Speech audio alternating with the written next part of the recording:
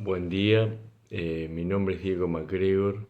Hoy es el conversatorio número 19 de la relación de la historia argentina y el presente. Hoy voy a comentar un libro que leí hace un tiempo de Claudia Gil, ¿Por qué no pasan los 70? La autora, una de las primeras cosas que va a decir en relación al libro, que no hay verdades sencillas para pasados complejos. Y realmente coincido porque los años 70 fue un periodo de nuestra historia argentina muy convulsionado y que todavía hoy hay muchas cosas sin resolver.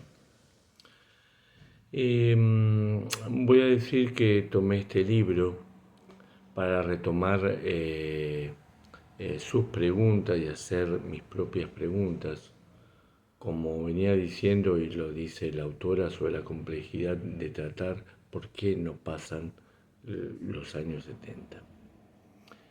Una de las primeras hipótesis del libro es que el informe del Nunca Más es la piedra fundacional de la recuperación de la democracia argentina como legado compartido. Hubo distintos momentos políticos en donde se buscó hacer caer esa, esa piedra fundacional, como veníamos diciendo, inclusive en este momento histórico. Este libro apunta a la pregunta a interrogar nuestro pasado de los años 70 y a cómo juzgar los crímenes atroces durante la dictadura entre el 76 y el 83. Me preguntaba por qué nos sirve tomar la lectura de Hannah Arendt, que es una de las lecturas que toma la autora sobre el genocidio de los alemanes contra los judíos y compararlo con lo que nos pasó a nosotros. Me pregunto a ver si realmente es conveniente tomar esta lectura o no necesariamente. Lo tomo como pregunta y se la dejo a ustedes. Otra cuestión es si el gobierno de Alfonsín da lugar al juicio a las juntas. En 1987 dicta la Ley de Obediencia Debida y el punto final. Bueno, todos sabemos, o por lo menos muchos de nosotros sabemos qué pasó en ese momento y las presiones que hubo en ese gobierno para que se dictaran esas leyes. Y en 1990 Menem dicta los indultos. Por su parte, Néstor Kirchner anuló dichas leyes y hubo en ese momento una reapertura de los juicios. Por otra parte, la Corte Suprema no modificó el rumbo abierto en el 2003, o sea que lo ratificó, lo cual provocó una radicalización en el discurso, como se dice la famosa grieta. Por otra parte, dice la autora que Hannah Arendt había afirmado que nos hallamos ante una novedad del crimen en su momento cuando escribió sobre el genocidio alemán hacia los judíos, una novedad ante el crimen, en el sentido que hay una ausencia de pena a la medida del delito y el castigo, dice Hannah Arendt. Pregunta la autora cómo escapar de la justicia de los vencedores cuando aplicamos leyes retroactivas, si eso es posible. Y me parece una buena pregunta porque siempre la historia, se dice, la historia la escriben los que ganan. Y en cada momento histórico gana determinada fracción. Entonces, me parece bastante difícil o prácticamente imposible, y por eso lo jurídico y lo político se imbrican siempre. Y me parece que esta ha sido una de las lecturas que yo desde muy joven yo tuve en cuenta, la imbricación entre lo jurídico y lo político. Otra de las preguntas de la autora, pues es importante esto, si la elección de Milani como jefe del ejército entre el 2013 y el 2015, como comandante en jefe de las Fuerzas Armadas, fue acertado o errado, ya que este participó, por lo que hay pruebas de ello, participó en delitos cometidos cuando era un joven teniente de 22 años. Este es todo un tema y fue todo un debate en su momento. En ese momento lo defendió el gobierno de Cristina Kirchner, y este caso puso en evidencia eh, que extender el castigo sin establecer niveles de responsabilidad entre partícipes de los crímenes de lesa humanidad choca con intuiciones morales, presupuestos jurídicos y convicciones políticas. Realmente es un tema muy complejo de tratar, y por eso lo pongo sobre la mesa. Y la autora, por supuesto, también lo hace.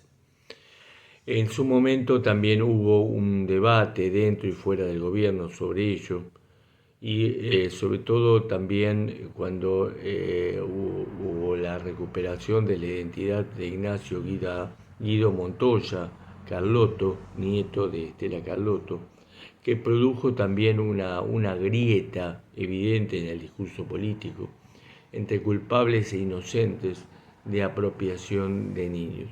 Este también fue todo un tema que la vez pasada me comentaban unos amigos que parece que la familia que lo adoptó no tenía una participación política, y eh, pidió en ese momento,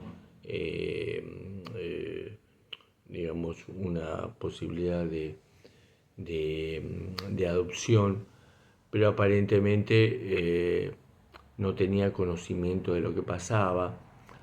Bueno, esta es toda una cuestión, si alguien no es totalmente inocente de las cuestiones que pasaron entre el 76 y 83 respecto a, digamos, a todas las desapariciones de personas y a la apropiación de niños. Lo cierto es que tanto Estela Carlotto como los organismos de derechos humanos se atuvieron al deseo de Ignacio de preservar a los padres de crianza. Y esto dio lugar a otro debate y a otro malestar. Esto es otro tema importante para poner sobre el tapete. Otra de las preguntas es si nos habilita también saber hasta dónde se extiende la culpabilidad legítima como crímenes imprescriptibles de lesa humanidad, tanto a quienes ordenaron los crímenes como a quienes como fueron partícipes necesarios o indirectos. Lo cierto que la reapertura de los juicios en el año 2003 reabrió, como veníamos diciendo, una grieta social hasta nuestros días. Y hubo dos miradas diferentes de lo que ocurrió en los años 70. La autora va a decir que la pregunta relevante es cuál es el límite de ese algo más que separa al militar como partícipe necesario de un crimen de lesa humanidad, y si amerita que lo exculpemos y lo separemos de quienes consideramos que deberían ser condenados a penas que pueden ser de reclusión perpetua. Otra de las preguntas de la autora es que cuáles son los límites del rango, la edad, la responsabilidad, allí donde no hay pruebas de ensañamiento, de voluntad explícita, más allá de la obediencia a una orden. Parece que son preguntas pertinentes ante un tema tan complejo como el que nos divide, y nos divide hoy, no solamente ayer. Eh, Pregunta también la autora cómo distinguir entre aquel que, al decir del historiador Brienza, no me acuerdo si es historiador o politicólogo, no es completamente inocente, y aquel que ha cometido la forma comprobada de crimen de lesa humanidad. Otra de las preguntas es si es el arrepentimiento manifiesto en la transformación a favor de la democracia y de los derechos humanos un elemento que debe tomarse en cuenta a la hora de juzgar penalmente un militar. Este también es una cuestión importante, si la figura del arrepentido, del arrepentimiento, que es un concepto bastante religioso, puede aplicarse en el campo jurídico en relación a este tipo de delitos. Otra de las preguntas de la autora es sobre las dificultades para el debate sobre el pasado de los 70, y si esto apunta a una interrogación teórico-política de los fenómenos políticos. Y va a mencionar una serie de puntos, entre ellos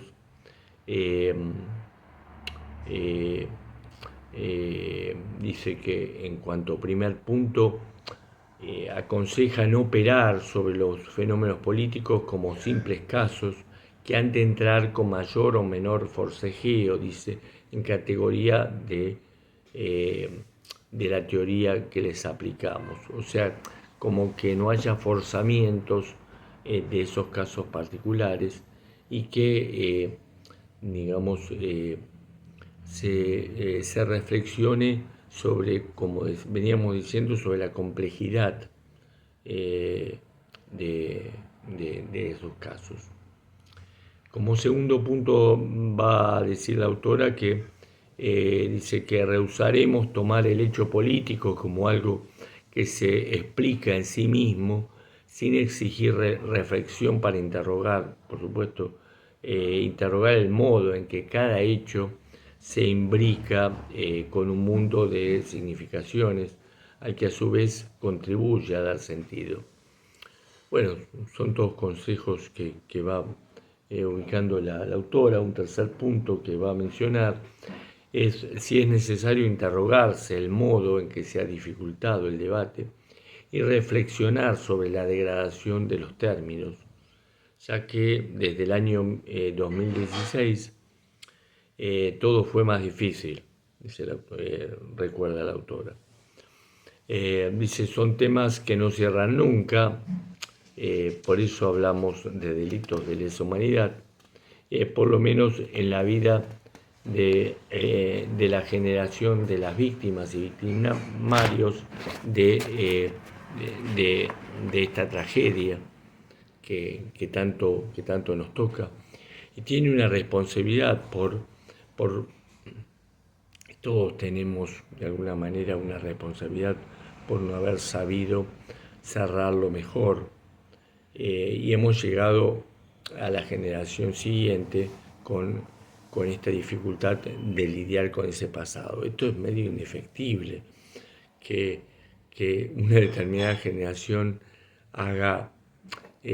traslade a la siguiente, porque me parece que los hechos históricos se encadenan, y me parece como que esto es, hay ciertas, la complejidad de los hechos históricos que son políticos hace como necesaria esa transmisión generacional. Dice la autora que ese pasado forma parte de nuestro presente.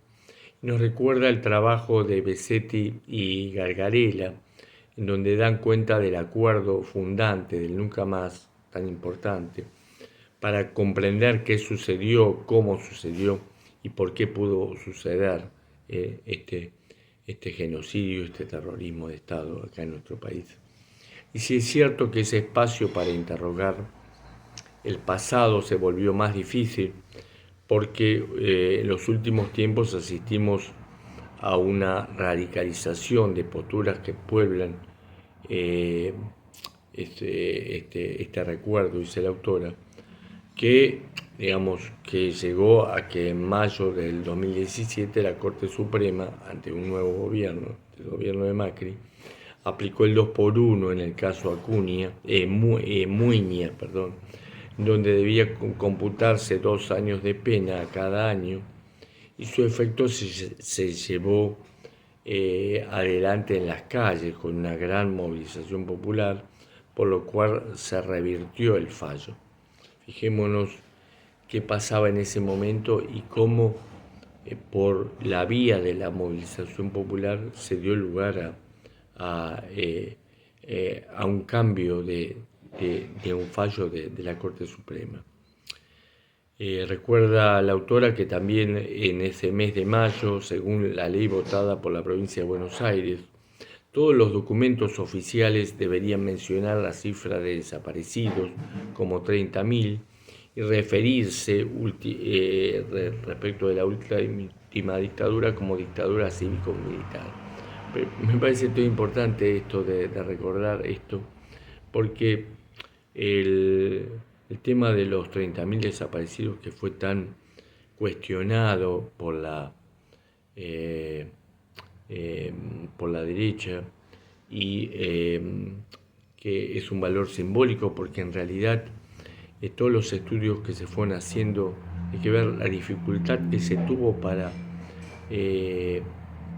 poner ese valor simbólico porque de alguna manera se ocultó, no solamente en ese momento, allá desde el 83, cuando se empezó a hacer el Nunca Más y no se llegaron a obtener realmente, fehacientemente esos documentos oficiales por parte de los militares del proceso militar. Cuando se habla de memoria completa, si bien es importante tomar en cuenta todas las víctimas que hubo de uno y otro lado, pero una cosa son los desaparecidos, porque respecto a las muertes que hubo del otro lado, no hubo desaparecidos. Hubo secuestros, pero hubo posibilidad de enterrar a los muertos del otro lado, que es muy distinto que cuando surgieron los desaparecidos y se ponía en las carátulas de los expedientes NN. Y después esto de referirse a la dictadura como cívico-militar me parece muy importante porque da cuenta de que el problema no fue militar solamente, sino de la sociedad civil también. La cuestión que ese 24 de marzo los organismos de derechos humanos reivindican las organizaciones guerrilleras y se nombra al golpe de Estado genocida, quien fue acompañado por grupos económicos. Esto es importante, que es el golpe de Estado del 76 al 83 fue acompañado por grupos económicos, por la cúpula de la Iglesia, por la Corporación Judicial, por la Embajada de Estados Unidos y por grandes medios de comunicación, Clarín, La Nación, La Nueva Provincia y la editorial Atlántida. Sigue la autora manifestando, diciendo que es importante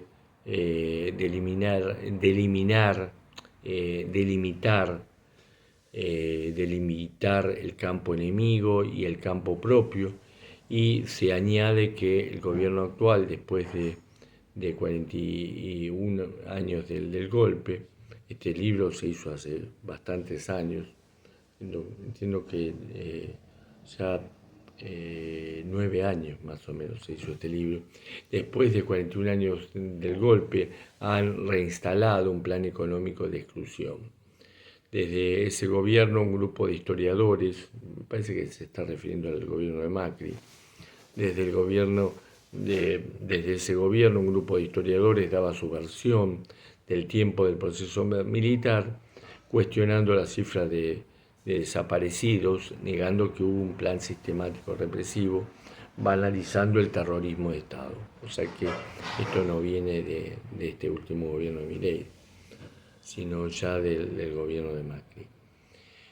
Se pregunta la autora por qué se tomó este caso cuando se podía desestimarlo y buscar una respuesta a la excepción a los derechos humanos. Nos recuerda la autora que Horacio Rosati fue ministro de Kirchner y Rosenblatt colaboró en el juicio de las juntas en el 85 y no puede olvidarse que también fue abogado también de grupos multinacionales en el sentido Rosenblatt. También dice la autora que se evidencia que el gobierno de Macri hubo una erosión del contrato social del nunca más. Su gobierno osciló entre la indiferencia y la frivolidad respecto al legado del pasado criminal y hubo una sobreactuación acompañada de la propaganda al curro de los derechos humanos, como se decía en ese momento. El gobierno de Macri ubicó en ese momento a Gómez Centurión como titular de la aduana, quien estaba comprometido con la dictadura militar. Se pregunta también la autora cuál es el debate que queda olvidado y qué importa reponer. Y pregunta también si es posible afrontar jurídicamente con las normas habituales la salida de procesos traumáticos de violencia política. Pregunta también si en situaciones excepcionales no podemos prescindir de apelar a la excepción. Otra de las preguntas es sobre nuestras concepciones morales en relación a todo el tema de la justificación y si podemos apelar a la legislación internacional para otorgarle legitimidad que nos absolvería de interrogarnos sobre nuestro propio fundamento. Bueno, sigue siguiendo en este tono la autora ubicando preguntas, si apelamos a la legislación internacional para enfrentar las salidas a los procesos traumáticos, si no quedamos atados a esa obligación que impedirá futuras negociaciones. Todas preguntas pertinentes y me parece importante ponerlas en el tapete. Por otra parte, la autora del libro considera que después de 34 años del fin de la dictadura, apelar de manera continua a la excepción en nombre de la moral no es lo mejor para nuestra democracia.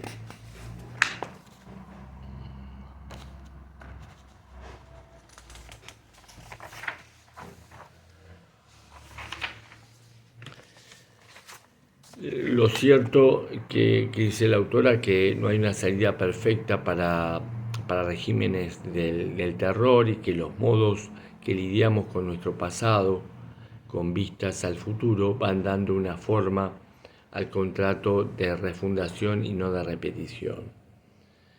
Sigue diciendo que el nombrar dictadura cívico-militar no puede quedar en una cuestión de nombre, sino debería tener consecuencias jurídicas. Esto, la verdad, que fue bastante difícil para la justicia respecto a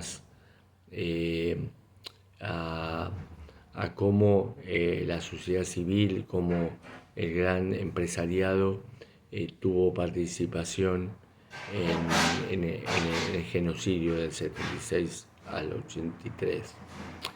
Dice la autora, se pregunta también qué podemos escuchar de este llamado a la reconciliación. Dice la autora que la autora no comparte la teoría de los dos demonios, ni que el demonio haya sido uno solo.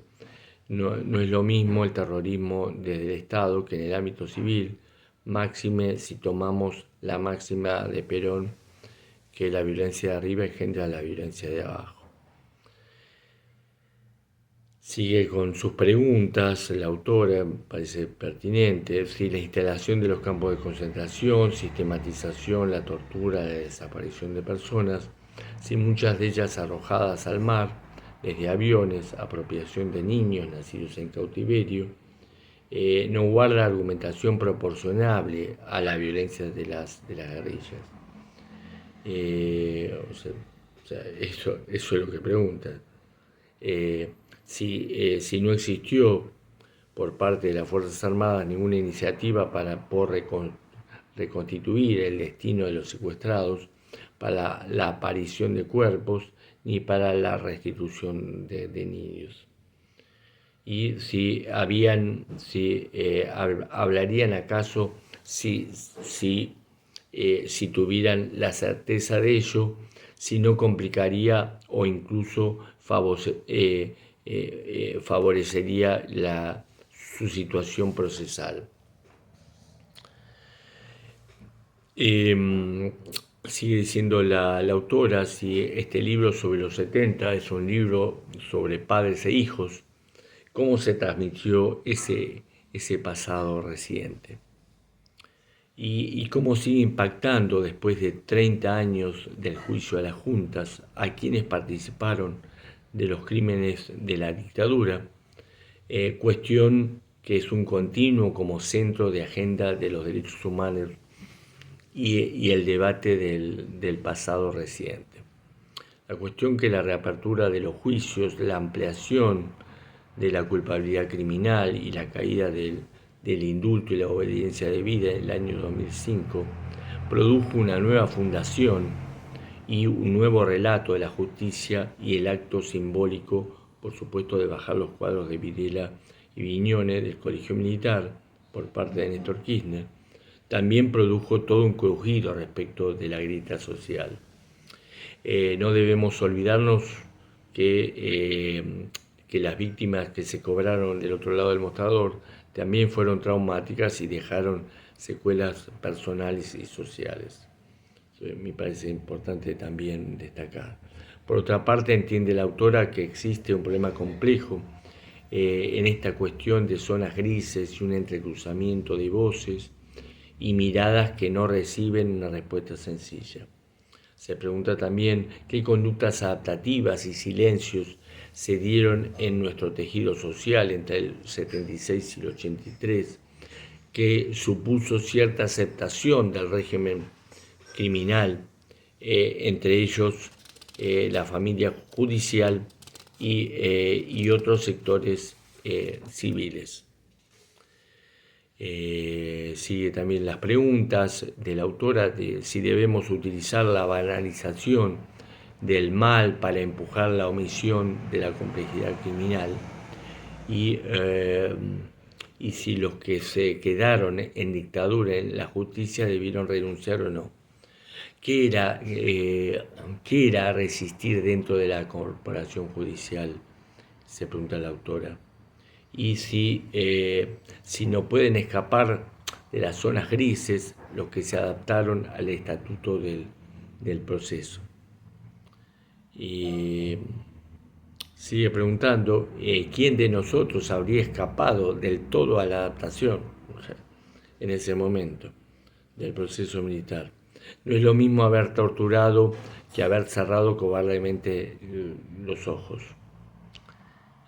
Por otra parte, se pregunta cómo pudo suceder el entusiasmo punitivo que se cometieran actos bestiales, que hombres aparentemente probos los avalaran desde sus lugares institucionales, que se dijera algo habrán hecho, esta famosa frase del tiempo del proceso militar. ¿Y qué responsabilidad tenemos nosotros, los que participamos en organizaciones que ejercían violencia política? Bueno, vamos a dejar acá y le agradezco la presencia de ustedes. Gracias. Hasta la próxima.